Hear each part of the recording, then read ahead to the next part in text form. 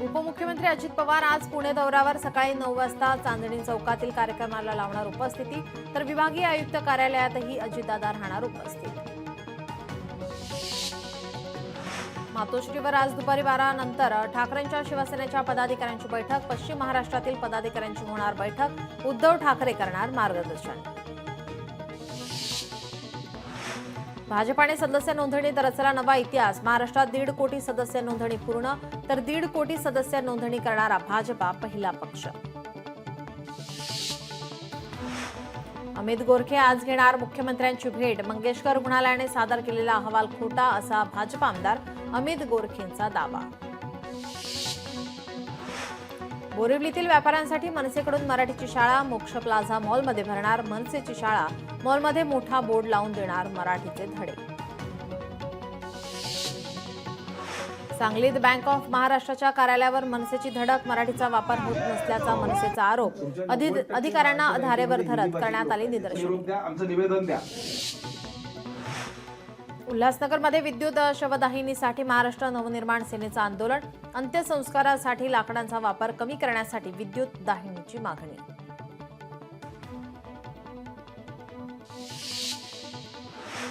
शिर्डीत आजपासून रामनवमी उत्सवाला सुरुवात. पहिल्या दिवशी शेकडो पालख्या साईंच्या शिर्डीत दाखल. तसंच रामनवमी निमित्ताने साईबाबांचं मंदिर भाविकांसाठी रात्रभर खुलं.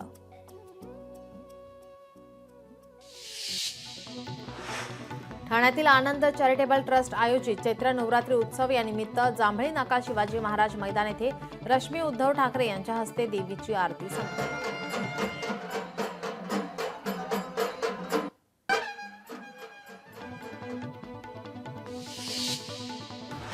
योगी आदित्यनाथ बलरामपूर दौऱ्यावर. पाटण मंदिरात देवीचं घेतलं दर्शन. दर्शनानंतर गायींना चारा दिला. दिल्लीतील गुफावाला मंदिरात महाअष्टमी नवरात्रीनिमित्त भाविकांची गर्दी. देवीच्या मंदिरात सकाळपासून भाविकांच्या दूरपर्यंत रांगा. चैत्र नवरात्रीचा 8वा दिवस. अयोध्येतील पटेश्वरी देवी मंदिरात नवरात्रीचा उत्सव. भाविकांची मोठ्या प्रमाणात गर्दी.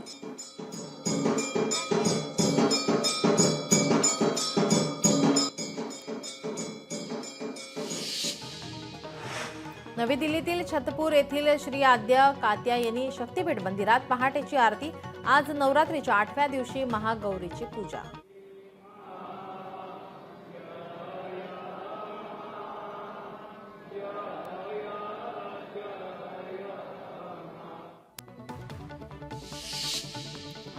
चैत्र नवरात्रीचा उत्साह. अलोपी देवी मंदिरात मातेचं दर्शन घेण्यासाठी मोठ्या संख्येने भाविकांची मातेच्या दरबारात हजेरी. वाराणसीमध्ये अनोखी नवरात्र परंपरा. मणिकर्णिका घाटावर नगर वधू नृत्य सादर.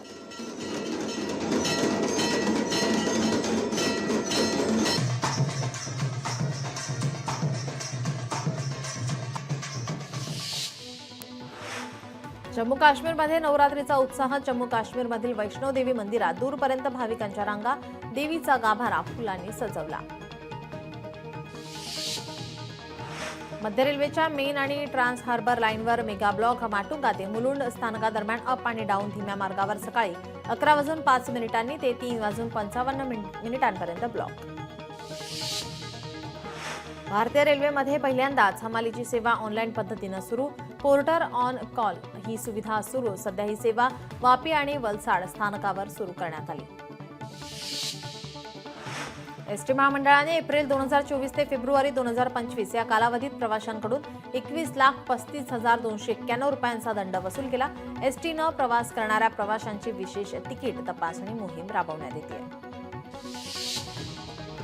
हिंगोलीच्या महावीर नगर भागातील विद्युत डीपी जळाल्याने विद्युत पुरवठा खंडित. 2 दिवसांपासून विद्युत पुरवठा खंडित असल्याने नागरिकांना मोठा त्रास. विद्युत पुरवठा सुरळीत करण्याची नागरिकांची मागणी. नागपूरमध्ये रामनवमीच्या पार्श्वभूमीवर पोलिसांचा रूट मार्च. रवींद्र कुमार सिंगल यांच्या नेतृत्वात काढण्यात आला रूट मार्च. या दरम्यान कोणतीही अनुचित घटना घडू नये याकरिता पोलिसांकडून विशेष खबरदारी. पैठणा तालुक्यात पाणी टंचाई. 24 गावांना टँकरद्वारे पाणी पुरवठा.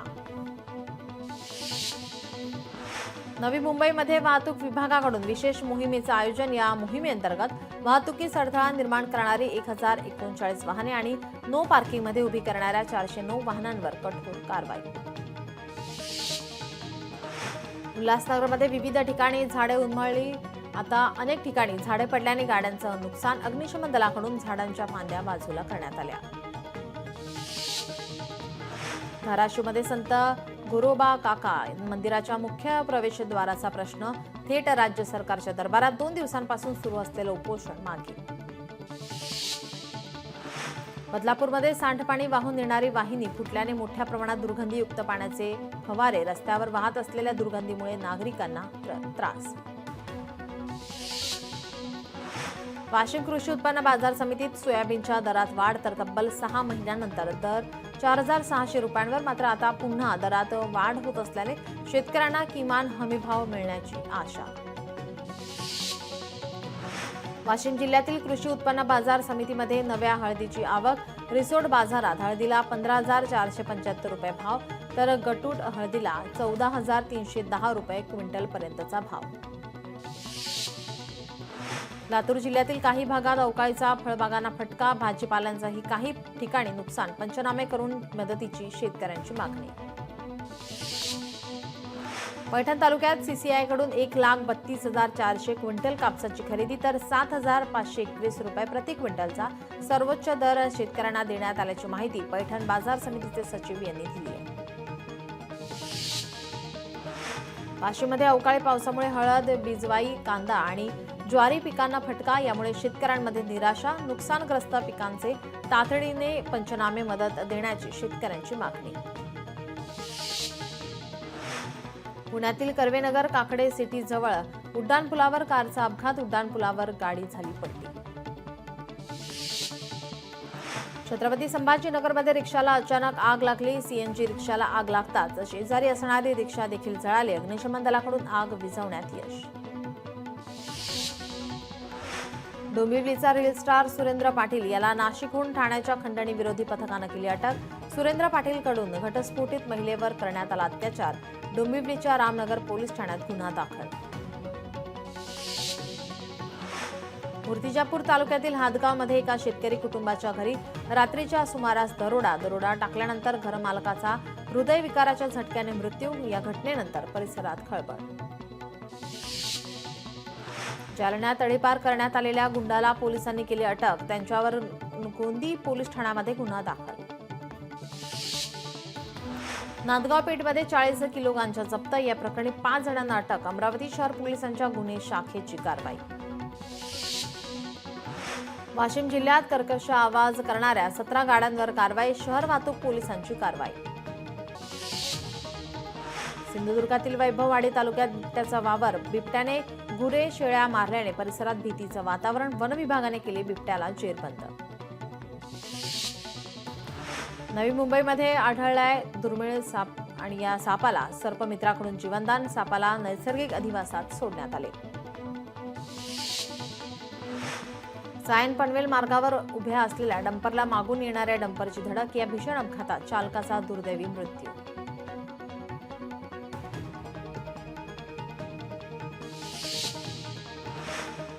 धुळ्यात गांजा तस्करीचं पुन्हा शिरपूर कनेक्शन. 4 चाकी वाहनातील गांजा पोलिसांनी पकडलाय.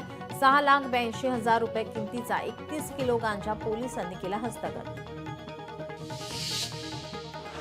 मीरा भाईंदरच्या मॅक्सेस मॉल परिसरात सिमेंट कॉन्क्रीट मिक्सर आणि दुचाकीचा अपघात. अपघातात दुचाकीस्वार गंभीर जखमी. भिवंडीमध्ये 6,20,160 रुपयाचा गुटखा जप्त. गुटखा विक्री करणाऱ्या विरोधात दोघांवर गुन्हा दाखल. लोकशाही मराठी ऐका, पहा, जागरूक रहा.